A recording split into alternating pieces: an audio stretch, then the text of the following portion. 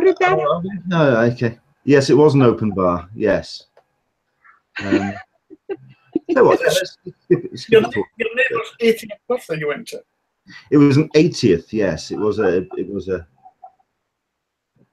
late one. Nice. Or latest. There we go. But no, it was a lot of fun. It was a neighbour who has done a lot of good works for the neighbourhood, and no, it was definitely lots of friends and family coming around. Was the open bar sherry and Africa? Gin, Bombay Sapphire was on offer. Yes. I shall return. Bear with me. I'm certain Alyssa at this point can talk about the forum, perhaps. Yes, the forum. Let's see. What am I supposed to? I'm supposed to talk about what's been happening on the forum and what's been happening with Friends of CC and all of that. I will say that we do have a few blog reports that are getting ready to come out. One on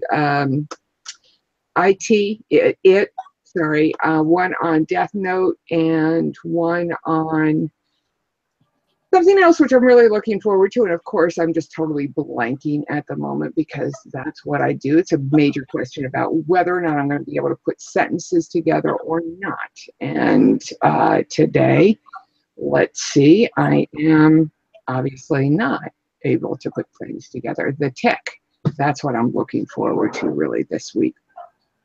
Do you guys get the tick over there from Amazon? I've got Amazon Prime, so I'm assuming it's on. I've not looked. Yeah, it's coming out next week. So, and hope to be talking about. Did you guys get the Defenders too over there? Oh yes. Did that by lunch Saturday. Okay, just thinking what we're. Whether or not I'll have a conversation or if I'll be talking to myself later on. So those are articles that are coming out too this week on the blog. Of course. Yeah. I've just realized I've loaded up a countdown with a wrong date on it. So. Nice. Great. It's not the 6th of August, everybody. Because this is a recording. Yeah. I think the fallback phrase for the entire show is going to be something like, well, Leonard is not on solids yet. So it's like while I am drinking tea, it is a fruit herbal tea. Sacrilege. Yeah. It's electrolytes and balancing and yes, all sorts of fun. Let's see who we've got. We've got one people joining in on the chat room. Good to have you along. Welcome along. And of course, please do spread the word. Let everyone know that we're now live. And yeah, it'd be good to have as many people jump in on this conversation, because I think it's going to be one of those where a lot of people will have opinions of what we actually experienced, certainly in San Diego, with to some degree in Anaheim as well. So. Absolutely, and I would love to, if somebody does a thing, does a tweet out there, please tag me in it so I can retweet it, because sometimes I get a little thumb crazy and able to accurately retweet things. I'm hearing an echo. I think that might be me. Let's see if that goes if I plug my headphone in, which I have done now. And am I? Yes. I do not hear it anymore. Oh, no, I do hear it. Is it me? I don't think it's me. So there we go. Anyway, so welcome along to Talkin Comic-Con, a cup of tea with an Englishman in San Diego. It's fruit herbal tea time for me, because I had a fun evening. I basically caught up with some friends and basically indulged, and you can't begrudge me for that. But whatever state of play you're in at the moment, I know in Washington at the moment they are still in party mode at Funko HQ. I don't know if everyone's been watching the streams for that, but it's looking like a lot of fun there. If anything, because we've now got our chance to have a look around streams from inside the building, and what they've actually done with that building. I don't know if anyone's seen the footage so far of Funko HQ, but they've just turned it into Wonderland. It's not unlike any corporate headquarters outside of Pixar I've ever seen in my life. It's very, very impressive. But so do check out the Funko HQ hashtag for more, and I'm certain that they'll be doing more streams throughout the course of the next 24 hours. But they're indulging and enjoying themselves there. We have our two guests with us today, which is we have Alyssa Franks from the Friends of Comic-Con Forum. Hello, Alyssa. How are you? I'm well. It's been I was just going to say, how's preparation for New York coming? I haven't really started yet. I'm just still wrapping up with Boston Con. I'm trying to get ahead on some of my articles. I'm doing a little bit of work with one of our writers, and on Death Note and the Tick, which I'm really looking forward to later on this week. Trying to get some of my articles done. I've got 3 articles that I'm still in waiting to do from San Diego Comic-Con. Let's get that. Well, yeah, I mean, I know what you mean. I mean, there's a couple of recap, and I do keep wondering if I've left it a little bit too late to post these, but there's certainly one which I'll be posting tomorrow, which is going to be about the topic we're talking about today, which I actually wrote as a part of an interview, which somebody else asked me some questions about Hall H, and it ended up being something which I think I can post independently. So I'm going to post it tomorrow, and we're definitely going to dive into that conversation. So yeah, I mean, what topics have you got on the docket for your recap, or is it just going to be a nice big post about your misadventures? No, I handle the small cons differently than I handle San Diego. I don't do in the smaller conventions like in Boston Comic-Con. I did a day 1, day 2, day 3, and that's more of to get people's excitement in case people are local or want to come on down. You know, and catch the day of it. Just give people who are from out of town an idea about what's happening with regards to lines and so forth. With San Diego, it's more of a targeted approach. So I still have yet to finish. I'm doing an article on first-time cosplay. What my experiences were getting the costume together and showing it for the first time at San Diego. I've got a press room article which I need to write on 12 Monkeys, which I'm tremendously looking forward to the 4th season. I'm a huge fan of that show. And I've got a lot of, you know, I had a lot of interesting comments from and got a lot of insight from the press room. So those are the 2 big articles. There's a 3rd one in there, but I don't really remember it at this point because the memory is a little fuzzy. Lack of alcohol. Fair enough. Teenager is drinking all of mine. Oh my word! I mean, we really are setting a bad example for the kids, aren't we? It's just, it's terrible. There we go. And we're also joined by Graham Small, who's joining us. Where can we find? You know what? I've never even worked out where we find you. Because you're all over the place usually. A good thing, yeah. Hello, good afternoon. I've not had any alcohol. I feel quite left. You guys are 6 hours ahead of me.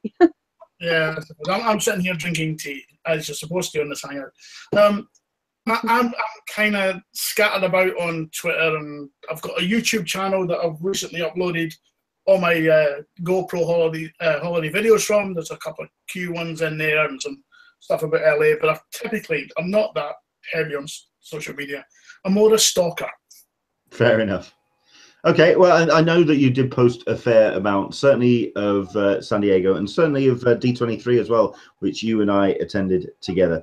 So I think we'll dive in. Today, by the way, we are going to be talking about, well, all sorts of bits and pieces. There's plenty of things that we can get into today, but we are primarily going to be talking about Hall H and the big rooms of San Diego Comic-Con, a kind of state of the union, as it were, in terms of where it was programmed this year. We're also going to be talking about some of the other big rooms as well and how they still managed to cause a lot of consternation at Comic-Con, but also where they actually stand in terms of the rest of the interests and distractions that take place in San Diego, whether it's still a relevant room especially with the studios that are showing up and what they're actually bringing, and the way that they bring their content to Comic-Con.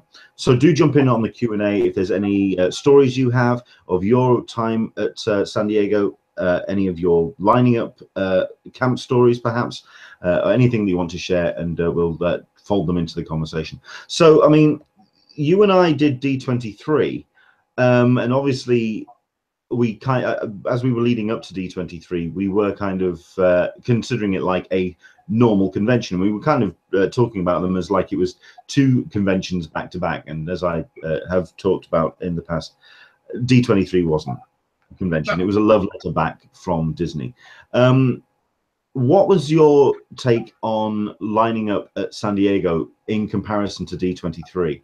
Do you feel that San Diego still has some way to go, or do they, or are they? Is it surprising that it's still as smooth as it is with the amount of people that go?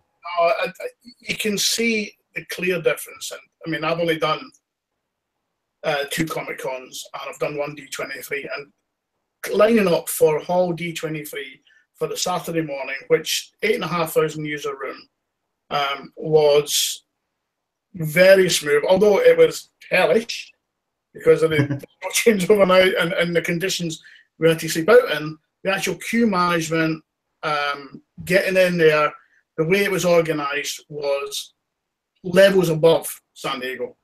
You compare that to Hall H Saturday, which I tried to get into, and I was part of a group that queued up since 10:30 on the Friday morning to get in and didn't even get a wristband. Yeah, you know, I think it was 18 hours at Hall D23, and we were second row. So, you know, I think San Diego really need to look at, particularly the Saturday Hall H offering, and how to better manage that so people are not losing a whole day, not having people jump in the queue and cause massive, you know, massive aggro for everyone who's queued up patiently and followed the rules. Yeah. I mean, a good question when it comes, I mean, we do talk about Saturday as being that pinnacle of the queuing up issues with Hall H.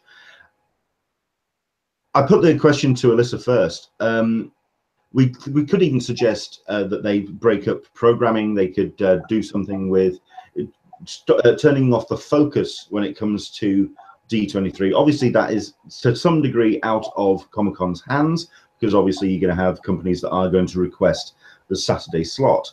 But at the end of the day, is it a case now that it doesn't matter what they do with their programming, it's still going to be something that it's just the thing to do when it comes to Comic-Con? So your question is it still the thing to do? Yeah. Regardless of what they program. Yeah. I don't think so. I think that the combination of having Warner Brothers in the morning and Marvel in the afternoon is going to be the motivation for doing it. For me, I was not going to do Hall H this year until Warner Brothers came in. And then once I was there, I figured, well, why not stay for the Marvel? Because a couple of panels in between were good too, were interesting, of interest too. So I don't think that, I think that they're going to have to maintain that level of interest for the panels. But I will say that if it was just Marvel, I would not have stayed for I would not have gone into Hall H, because to my mind, the Marvel formula is getting stale. Well, that's something that I was going to lead into a little bit further down the line, but we can sort of like talk about that now as well. Something that I've always maintained is the two things that bring people back to Hall H year after year. Number one is that level of excitement that you have when you have 6,500 people. That amount of noise, that amount of passion in one room, it really does get the blood up. But then, of course, you have what is actually appearing up on stage. And I think that studios still need to learn that it's about the unique experience. This year, do you think that, I'll put this to both yourself and Graham, did you think that this year perhaps it was a little bit PowerPoint, that it was video content and it doesn't matter what cast they brought out on stage? At the end of the day, it was just, okay, roll the clip. Graham? I did Hall H on Friday, and the second year of Hall H on Friday. And the standout panel was probably Preacher, because they took a different approach. They had brought a bit of a band on. It was funny. They really interacted with the audience. They let Joe Gilligan just crack on. It was brilliant. And then, but the panels we really queued up for, son Lewis is here as well. Leonard. the panels we queued up for, Walking Dead and Game of Thrones, were the same as last year. A little bit disappointing. It's, I don't know, it's, I get your point. It's a bit, you know, it's a bit PowerPoint, it's a bit paint by numbers. Yeah. I think if they, I mean, they did kind of try to do something starting about 2-3 years ago with the wall banners, the wall screens, which certainly Warner Brothers took full advantage of this year, which did turn it into something which you had to be in the room to experience. Yeah. But we're now 4 years down the line, and only Warner Brothers did that this year, which says a lot. What was your take on it, Alyssa? Because I think you're very similar to me. I mean, you started going to Comic-Con the same year I did. I don't know how many times you've done Hall H. I mean, what was your take on it this year in terms of how studios approach their panels? I like, as Graham said, I find them to be formulaic. And I'm tired of the Marvel panel. I wish that I had done a press room instead. I had an opportunity to do a press room, and I wish that I had done other things with my time on Saturday afternoon. I will say that I enjoyed the Warner Brothers panel because they, at least, while I'm not as excited about their content, they at least are bringing innovation to the performance. The Leonard Skinner, the band, that's Kansas. That's brilliant. Why not?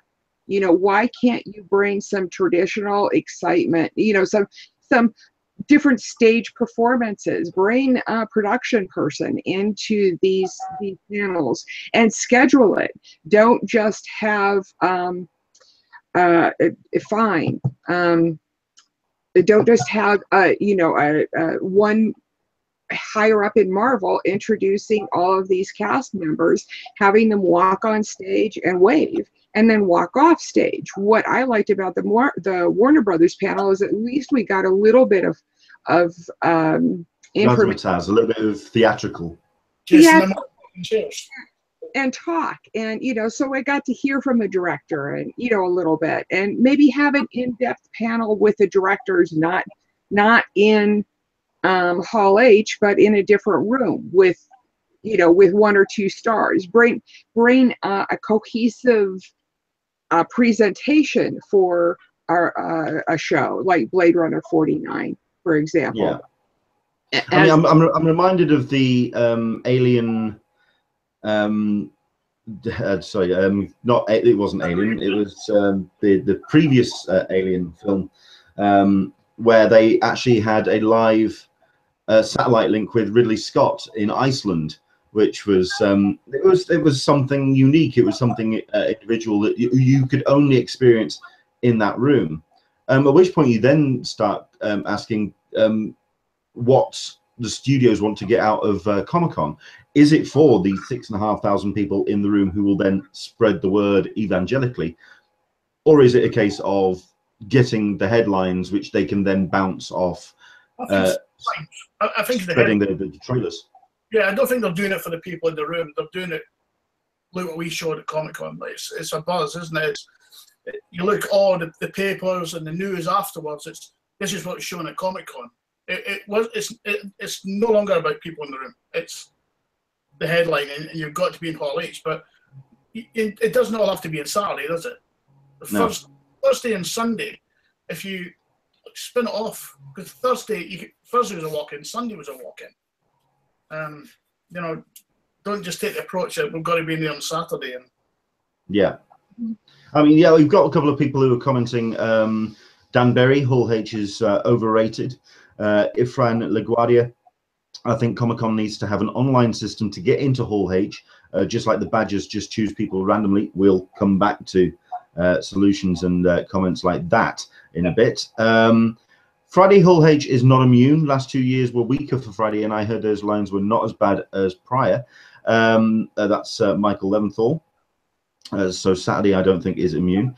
Andrew Dickinson, I walked into Hull H on Thursday and Sunday, but that wasn't A-lister, although it was supposed to. Was surprised to be able to walk into Doctor Who, which I think we did. Yeah, I walked in about 45 minutes, and yeah, you could just walk into Doctor Who. Admittedly, it was Dirk Gently prior to Doctor Who, so it was very much a case of what you're going to get appealed for. What's that, so Graham? You walk in on Friday after Game of Thrones, had you opened the doors because it was half empty. Yeah. Wow. There was. I mean, then I also heard there was a lot of walk-ins for Ballroom 20 as well. So I forget where I heard this from, and it's probably on the forum, but I believe on Friday there were a couple. Were there a couple of shoots outside that were not let into the room? Yes. And there was plenty of room on Friday. The hall emptied, about 50% of the hall emptied. We were in after Game of Thrones because there was Twin Peaks, and I think that then what was after Twin Peaks? It was Twin Peaks, empty for Twin Peaks basically, and then there was Preacher after that. And they weren't letting people in between them panels. So honestly, I took pictures. The hall was 50% empty. They could have got everybody in because people wanted to queue up for Defenders. Mm-hmm. Eventually let them in, but yeah, for a good hour and a half, hour and 45 minutes, they did not let people in. I know that Mark Serby wants to talk about Twin Peaks and that whole debacle. So yeah, he has brought that up himself. Let's see what else. I mean, let's try and talk about where Comic-Con is at the moment when it comes to the various other appeals. I've said it. I think Alyssa said it. I mean, we've got Efrain LaGuardia who's also messages saying, I was in Hull H for Saturday, got in line early Friday, long day. We took turns and thinks that this will be his last time for Hull H. I missed too much that I could have been doing besides Hull H. It's very exciting, but I've done it more than once and it's time to move on and check everything else. I actually put a message to Eddie Ibrahim, very similar to this, about how I felt in very much Efrain's boat, that I felt that it was now time to move on from Hall H and explore. And he actually turned around and said, I actually want you to do that. I would be put, because he is the director of programming, not just for Hall H, but all the rest of San Diego Comic-Con. And they put so much stuff on this year, and he would like us all to kind of take the focus off Hall H and actually explore the rest of the convention, which I thought was a refreshing thing for him to say. So yeah, so balance it out better. You know, don't big hitters on Saturday in Hall H, put them up Thursday and Sunday, or leave the room at midday. You know, give people the opportunity to do that. Yeah. You know, Friday, Alyssa? Saturdays are the days, aren't they? Yeah. you have a wry smile on your face, Alyssa. Well, so here's the third rail of the conversation is what can Comic-Con, is CCI trying to make it so difficult for us to get into Hall H? Probably not. I don't think they're intentionally doing it, but by the nature of how it's currently set up for the lines, because yes, we have to talk about lines at some point. I think that it's lost its fairness how it was managed this year, and I think that it needs to be the lines either need to be monitored better or policed better, or something else to make it more fair for people who are getting into it, because there are a lot of people who haven't been into Hall H, and we've been in a few times. So yes, let's take a break. Let's, let other people get into Hall H instead of us. But we need to make it fairer for people who don't know the system as well as we do. It's not just a system, is it? You got to make it fair. People stick to the rules. If you're holding a place for 5 people, it's 5 people. It's not 55. Right. There was the group I was with, and I was in Hall H all day Friday, and I was lucky enough.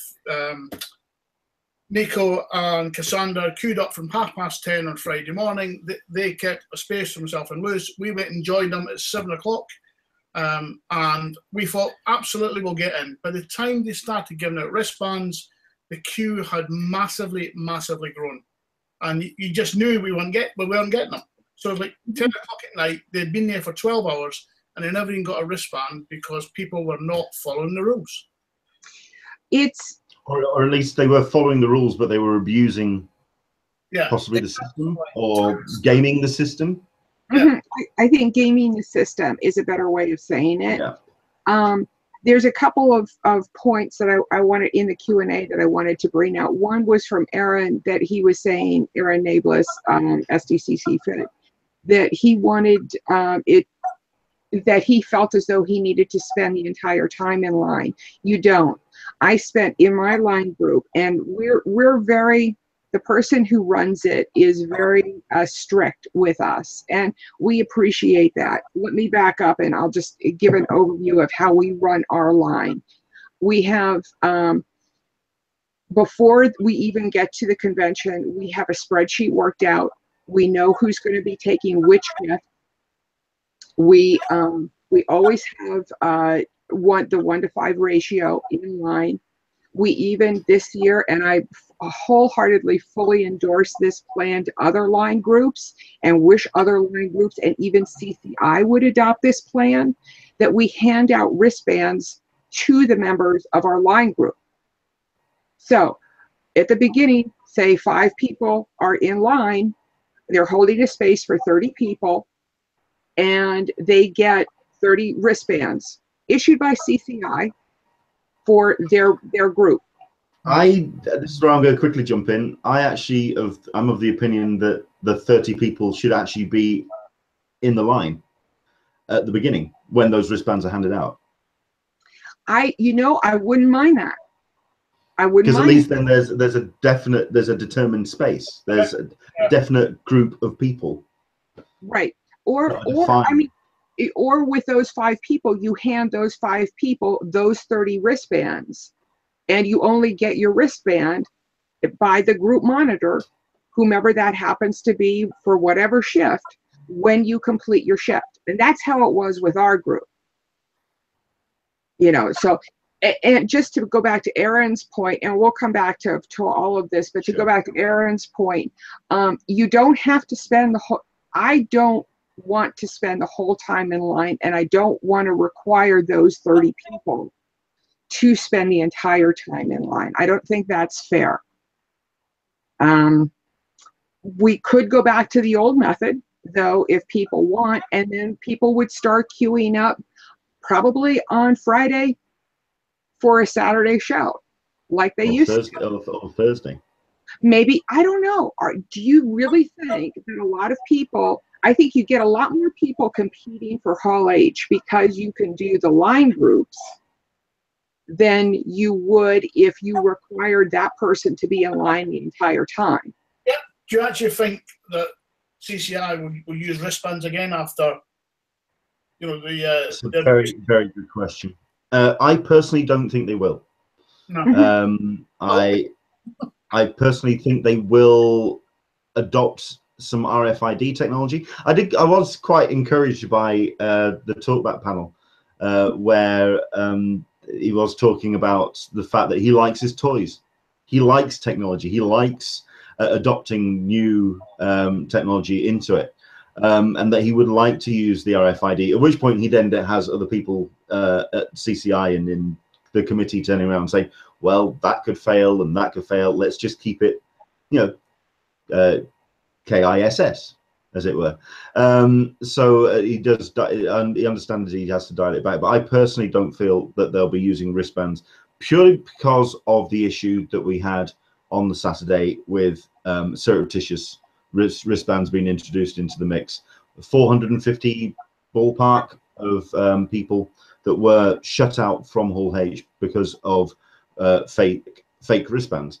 So I personally feel that they'll adopt something to do with the RFID technology. That would be wonderful. And you could certainly have it so that people had to say you had that 30 people in a line group. Those 30 people, when they did their shift, tapped in. So they're activated. And when you go into Hall H the following day or day and a half, whenever, if you got a red light, you know, then it goes into negotiation. Yeah. Yeah, there's that. I mean, there's the other suggestion as well. I've been there was slightly more draconian, but we were talking about policing Hall H and indeed Comic-Con generally. The idea of having mobile readers that would then reprogram RFID badges. So if somebody was abusing the system or queuing up far too early or whatever, someone could come up and tap their RFID, and that's it. Their badge is then null and void. Which, okay, harsh, but something has to be done, and I don't know. Paper entry. Pay extra to get into the big panels on Friday and Saturday. I really don't think they'll ever introduce that. No.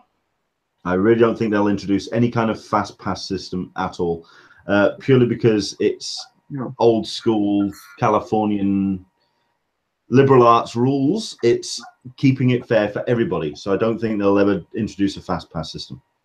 Okay.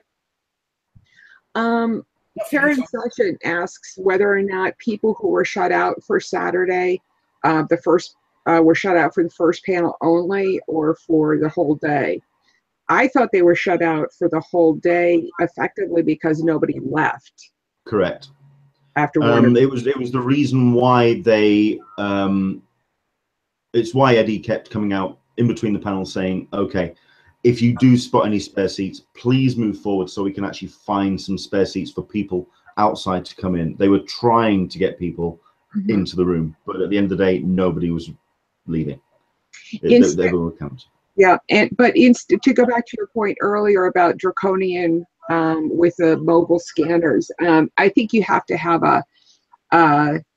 you place a hold. That person in line would place a hold on the badge, and then they would have to go to a different spot, perhaps in the volunteer area or a booth in the hallway of, someplace. They would have to go someplace else to negotiate that, because I don't think you can have somebody who's standing in the middle of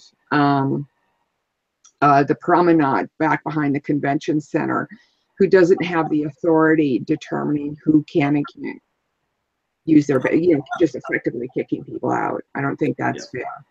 You guys know the center better than I do, but the good thing about D23 for the live action panel, they moved you into a room which you pretty much could not jump in. The lines were secure, and it was, the lights were on, the music was playing stuff.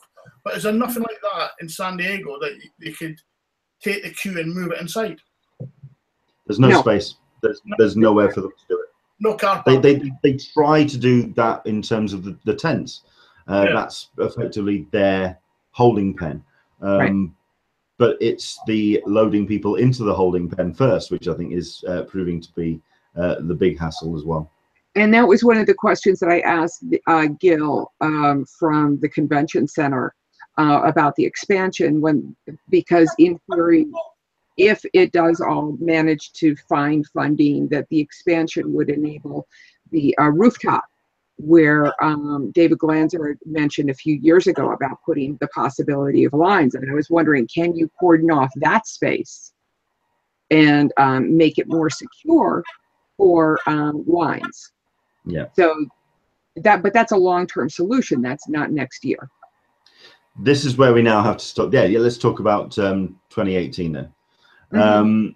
We've kind of had a couple of suggestions, or we've kind of talked about where, or certainly my thoughts that I don't think they're going to use wristbands.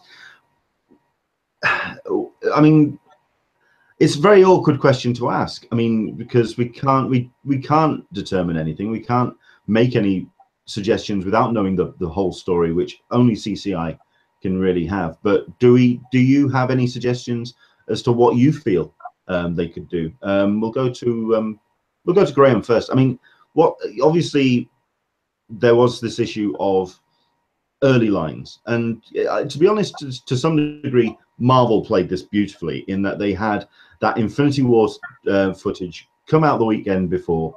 Everyone was gagging to see that stuff, at which point then you get all of this anticipation.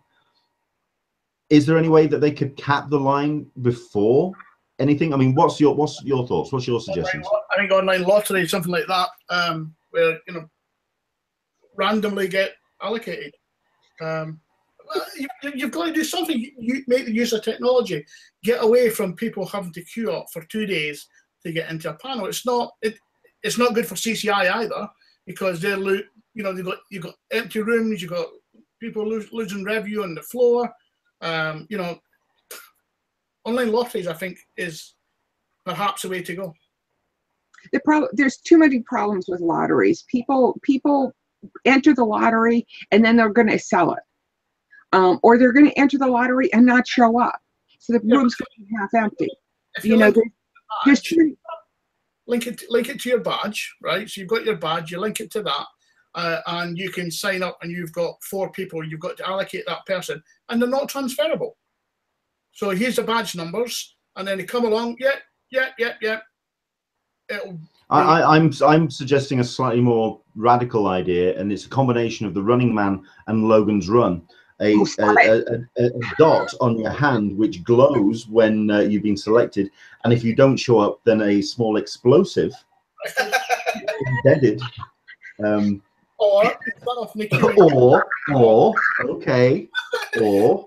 bear with me. Ladies and gentlemen, the new director of Suicide Squad 2. Yeah. Okay. So I mean, Alyssa, any thoughts from yourself? That, I mean, what's been said on the forum? Any suggestions? There's been a lot said. There's an 11-page thread on the forum about constructive suggestions, and of course, there's some digression and whatnot. But and to be honest with you, I have not read everything. I wish I had read I wish I had thought to read everything about this beforehand. Regardless, I think linking it to RFID, having somebody monitor the lines when you get into the line, I think is the way to go. And so perhaps a more cordoned off area on the promenade, so that people, you had to tap in and tap out, or you had to tap in to activate your spot in line. I think something like that with some sort of a master list might work. I'm not sure about the specifics, though. I don't know enough about the technology, and if the RFID technology is reliable enough, if CCI has that capability. I know. The problem really is just Saturday, isn't it? I mean, I did Friday Hall 8, so queued up from 3 o'clock on Thursday afternoon, got my wristband about 9 o'clock, went to bed, came back at 4 o'clock in the morning, and we had good seats. We were quite far forward. Saturday, it's the issue. So take Marvel, take Warner Brothers, move one of them to Thursday, move the other one to Sunday, balance out. It doesn't. No. The Marvel and Warner Brothers say, this is the slot I want. I won't come unless I get this slot. Warner Brothers wants first thing, and Marvel wants last thing. And CCI can't say, no, we're not going to let you come. We're not going to give you that slot, because they won't come. Yeah, I'm. Yeah, unfortunately, that is the reality of the situation. I mean, it's panel spaces are, while they are allocated by the programming department, they are requested by certain companies, which is why you have had you had the last ship in Hall H. At the end of the day, that was a requested panel. That's where they wanted to be. They wanted to bounce off the excitement that they were going to get for Supernatural and off Doctor Who. And then they showed up late and left early, so it wasn't I believe it wasn't a great panel. Yeah. We've got a couple of comments coming in. I'm glad that Andrew Dickinson stuck a smiley face at the end of his suggestion. Put all the Hall HQs at Petco. Yeah. Petco, it really is the catch-all solution for everything. But no, he's put a smiley face on. I get it. Then again, I can certainly imagine there's somebody out there that would say, okay, just lead them across the bridge. Yeah, let's do it that way. Yeah, whatever. Michael Leventhal, I think it boils down to having CCI work with groups better. They ask people how big their group is, then they can randomly monitor groups for ratios and hand out just that amount of bands to the group leader. One suggestion. Yes, exactly. Thank you for saying it much better than I did, Michael. Yay. I mean, having professional staff on rather than just volunteers. Yes. You need to put more resources into the line management. Yeah. Yeah. I think we can also talk about very quickly next year in terms of 2018, in terms of the programming, because I've turned around and said that ideally I'd want to skip Hall H and let's explore other things. At that point, you then talk about the first proper panel for Justice League, Green Lantern Corps, Aquaman, Fantastic Beasts 2, Captain Marvel, all the stuff from Marvel in terms of what they've got for the next phase, the first proper Infinity War panel, at which point you start quite shaking a bit, and the temptation's a bit much. But I think it's going to be just as manic next year. So now we really have to hope that CCI can find some solution. Here's a poll. Quick question to the pair of you. Will they try and do something new, or will they stick with what they've got? They'll do something new. They have to. They've lost money. They've lost money because of the wristbands. I think they have to try something new. Yeah, they've got to try something new. And I don't see, unless they decide to reduce the ratio and go back to the old system of everybody has to be in line for the entire time, unless they go back to that, they've got to do something with line monitoring. Okay. Well, I'm certain that this is just a half-an-hour debate about this, or just a conversation about this, and I'm certain there's more to it. Hopefully, Alyssa, you can share the link to the thread, please. I'd like to read that. 11 pages worth of constructive criticism. Some people on a forum. Yes. All of it constructive? Really? Okay. I didn't say that. I said, of course there's going to be digression, but everybody has has a nugget. I really believe that a lot of people do have a nugget and of motivation and valid thought. So I think that I'm going to try and share it, but I have problems with it because they don't like threads being. They don't like tweet, and we can reshare that because I'd like to see that. Okay, so that's Hall H. I am going to be posting my post about Hall H tomorrow. Please do jump in and have a look, and any comments, of course, do reply to me on Twitter or social media. Let me know what your thoughts are about my recap of Hall H 2017. Right, next on the docket, because let's see if we can do this in 10 minutes or so. What are the odds? something that Alyssa wants to talk about in terms of the current political climate, and is it appropriate for media like ours and comics to make a statement on such things? Alyssa, take it away. Sure. It's going to hold me up in posting that link, but I'll post the link later on, or I'll tweet it out to you, Leonard. Okay.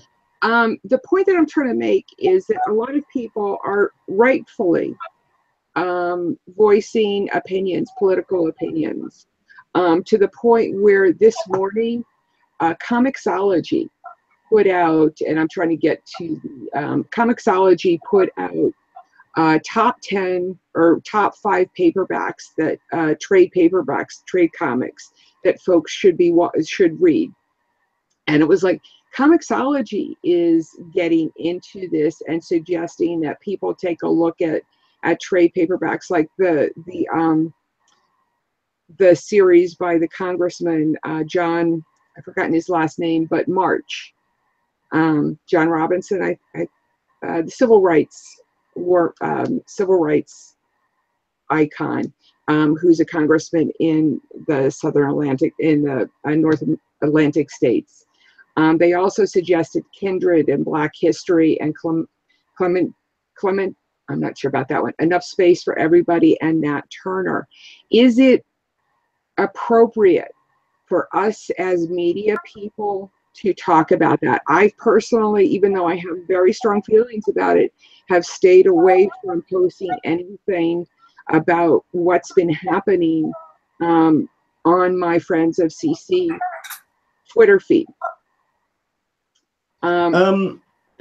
Are you talking about us as commentators? Or are you talking about the creators themselves? Should they weigh in? I'm talking about us as commentators. And Comixology is, I mean, while they're not a commentator, they certainly are. They certainly have their eyes. You know, a lot of people read their stuff and read their products and use their services. So I guess that's what I'm trying to talk to think about is how much is too much. I mean, when you start getting one side, either the left or the right, really dominating the media and what's being presented, then the other side feels as though they don't have a voice. And it's a dialogue. Our country, the United States, and I know that I'm speaking to 2 Brits here, so no, I'm Scottish. It's different. Oh no. We've had our own conflict ourselves between. Yeah. But I mean, you have to have a situation that's free for both sides to speak out in, and it's so vitriolic at this point that. And I guess that's where I kind of wanted to open up the conversation and to start talking about what's appropriate and what isn't appropriate. And it's hard for me to say what is, but no, I mean, from myself, certainly on the Englishman Twitter feed and on the Englishman social media, I do try and keep it very. Try and keep the politics to some degree dialed back. I do chime in on say. Diversity and sexual politics, but certainly not the actual politics of the US. I try and dial back on my personal feed. That's a whole other ballgame. But I try to dial back on certainly the left and the right debate on the personal feed. When it comes to the actual creators, it's something that I'm actually going to hopefully bring up. I'm going to be speaking to John Tyler Christopher as an artist at ICE Birmingham. And it's going to be one of the questions I'm going to put to him. How much pressure is actually on artists nowadays to actually have a political voice, and how important it is, and what kind of pressure they get to actually maintain a political voice and also to dial it back. I'm curious about this myself. In terms of Comixology making that list, Dan Berry's made a very good point that Comixology is owned by Amazon and Jeff Bezos, who owns the Washington Post, which is very anti-Trump. So he's got a editorial element to it already. He's already, there's going to be that kind of statement being made by Comixology purely because of who owns it. Alyssa? No, that makes sense. But the pressure. While you make a good point about the pressure on the creators, I think also, and I think the echo is coming from me, but I don't have any headphones, so I've got to get some. I think that there is pressure from one side or the other that assumes because you are a creator, you're going to have X, Y, and Z views, and you need to be vocal about those views. I think that kind of pressure happens too, in addition to the pressures that you were talking about.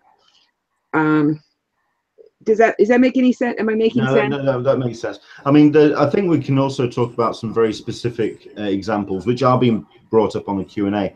Captain America, I think, is the big high-profile storyline this year as part of Secret Empire. I've kind of it's one area that I've kind of dialed back on my comments on, because I'm actually a supporter of Nick Spencer's view, which is at the end of the day, he's telling a story, and it's pointless condemning a story if you haven't had that story play out, because you are then just condemning one episode. But then you also have to take into context the whole idea of what Captain America stands for. And at the end of the day, that has weight. It has import. It has consequences. So I find myself very conflicted. But for myself, I want to read the whole story before I condemn a whole story. So I personally can't weigh in on Nick Spencer's contribution. Because he's the guy behind it. He's the guy that's orchestrated the storyline, and it has been supported and published by Marvel. It's not exactly him sitting in a room somewhere and just throwing the scripts in and going, publish it or else. There's been a determined plan for this thing, so they knew what they were getting into. So I don't know. It gets interesting. And then you have Sarita P that does mention about the X-Men Gold issue, where the artist actually put in a hidden religious view and was fired for that. On that case, it wasn't something that was planned. He put that in surreptitiously, so I can understand why he was dismissed. In terms of Secret Empire, it's a different ballgame.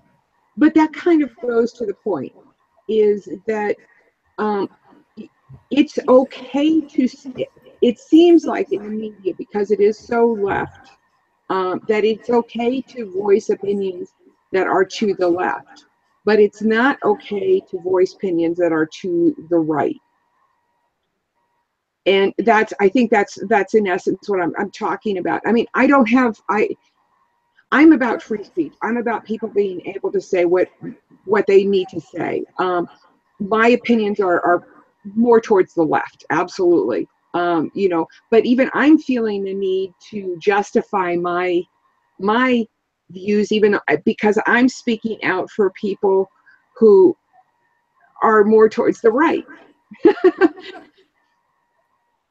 That makes sense. Yeah. So it's a fine balance here, and I think that we all, as people, need to look at what roles the media plays in this, and what we contribute in our social media that influence what other people contribute. I don't know. I'm off on a tangent here, guys. We can certainly move to the week in TV too. No, I think it's definitely this is not something that we can talk about in 10 minutes. It's such a massive debate. I think if we boil it down to the original question, which is, should the media actually talk about these issues, and is it appropriate? I personally think it is. I think it was from the day that those characters were created. I mean, Aaron Neighbors is stating it's perfectly fine to talk about how Jack Kirby fought fascism in comics and in real life. It's not only contextual for his 100th birthday, but it's also relevant to recent events. And I totally agree with that.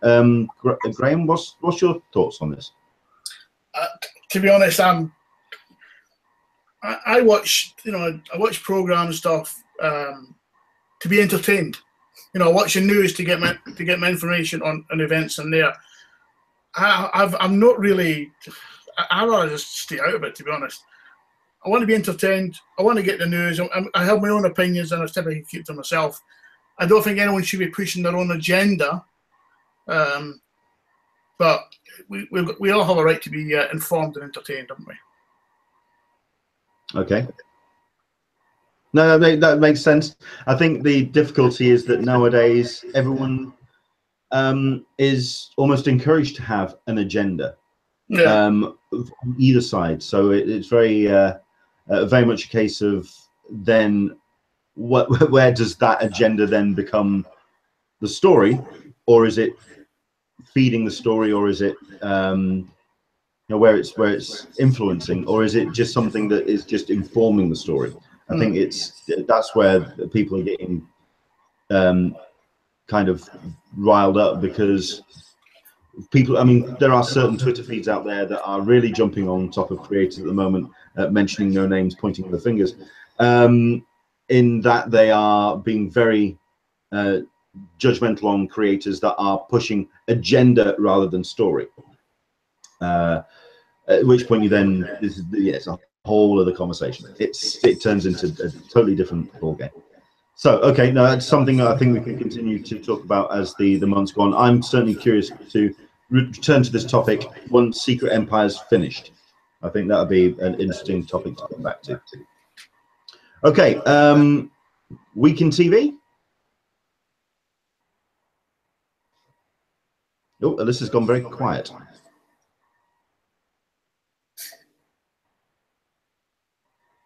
No, you haven't unmuted yourself, dear. You're on mute, Alyssa. Okay. There you go. Sorry, I will remember that what's happened is I've gotten I've got a travel kit, and my travel kit has got my headphones in it, so I don't quite have them. Oh my God! So has everybody binged all of the Defenders?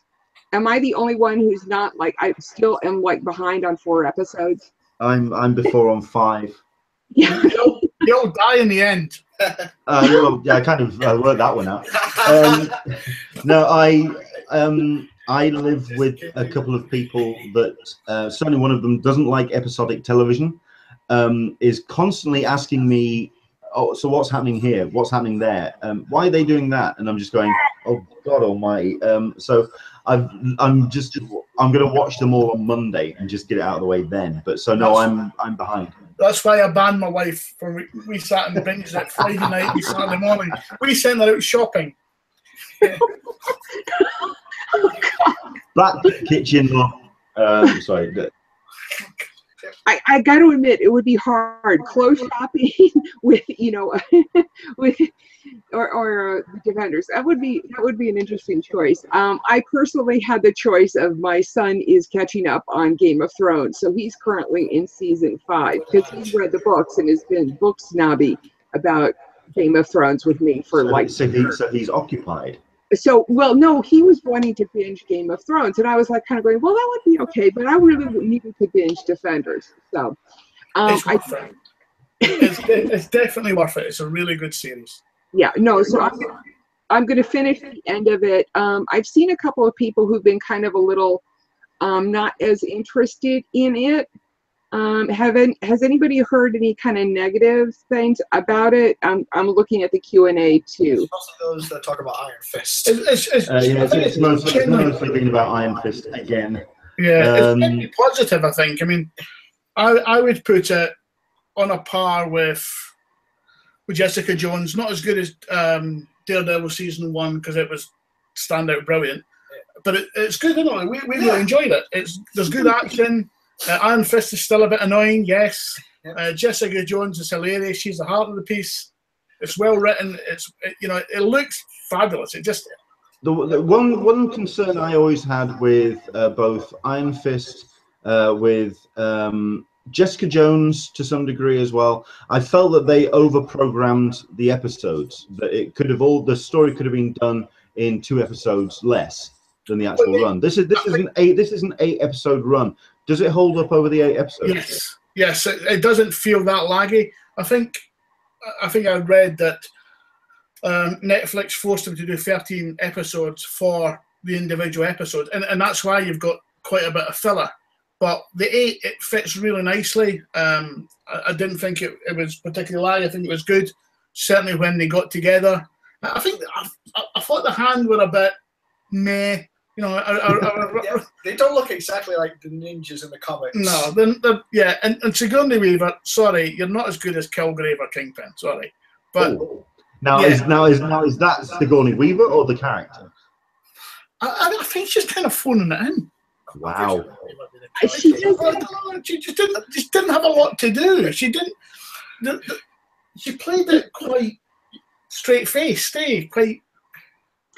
The problem, I think the problem is, though, in the script, Graham. I think that she doesn't have the physical gravitas that Kingpin had, and so I think that she couldn't do that, and for them to cast her that way. Even the lady who played Madame Gao, I think, has more presence in the episodes than she did. That's a good. She was a better rounded character. When they left you with a lot of questions around her. No spoilers, because you've not seen the end of it. But I think it's a bit of a wasted opportunity to have an actress of that caliber and not give her more to do. That's a shame. Well, I'm looking.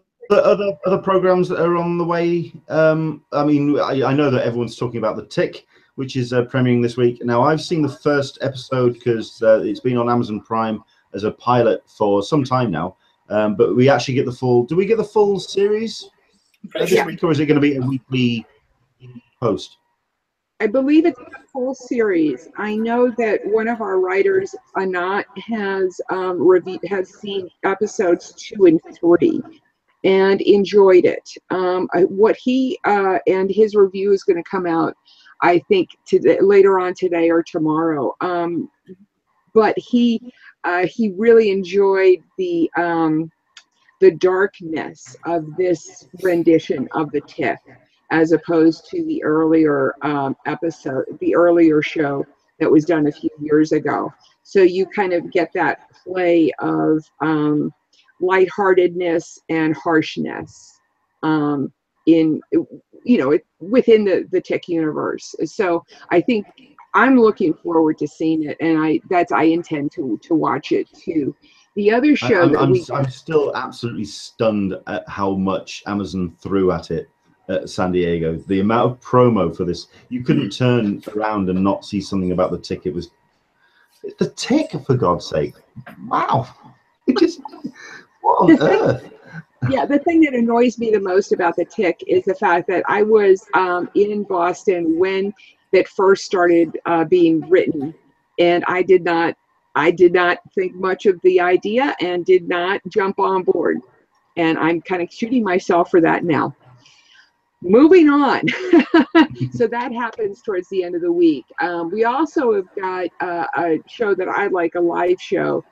Face Off is doing a spin-off called Game Face, which the only thing we really know about it is that it's going to have electrifying aspect to it. So I'm looking for more stuff, more prosthetics and manipulation, more characters. So I'm looking forward to that one.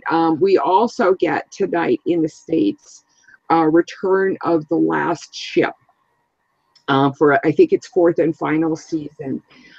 I'm still with this show, and I know a lot of people have kind of left it, but I do like the military, and I do like, those kinds of shows. I think so. You're the reason why we got Battleship. Thank you. We really appreciate that. That was awful. It was a popcorn movie. You guys, like, a harsh on it. Yes, it was formulaic, but yes. I'm winding you up, you know. Come on. But we've also got the the series the show Death Note. Yeah. The manga series. Oh, hello. That was a response. Yeah, someone's over, yeah. Well, yeah, watch the show. Yeah, that's what he's got a Death Note shirt on. He's a big fan of it. There you go. I got the entire series on my iPad now.